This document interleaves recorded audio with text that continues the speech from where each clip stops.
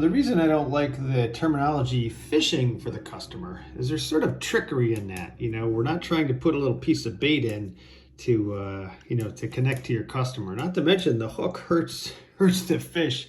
So rather than thinking of fishing for your customer, I like to look at it as connecting to the customer, because ultimately you and me and all people in the world, we're all the same.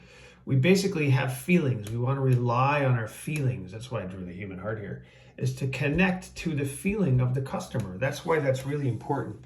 So try not to think of it as attracting your customer like you're going fishing. And instead, again, we're trying to connect. And how do we connect to the customer? Well, we obviously want to put the customer in a certain bucket, and sometimes there's several buckets. I mean, think about your business or product or service or whatever.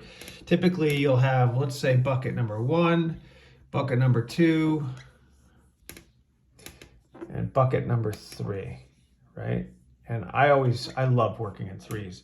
So who's customer number 1? Let's say, for example, you're a martial arts studio, and you're obviously going to have bucket number 1 will be the martial artist,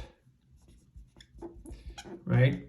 Bucket number 2 might be somebody with, we'll think of holistic people, right? Holistic practices.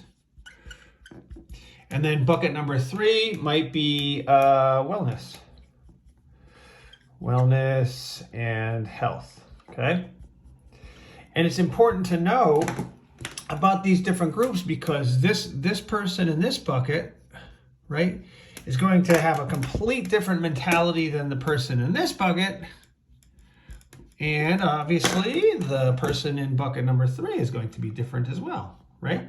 So we're going to have different marketing approaches depending on each group and each bucket. That's why this is really important. So you want to understand what they want, and what they want. And each of these people, remember, each of them has a different heart. And the reason the human heart is important is because that's about emotion, okay?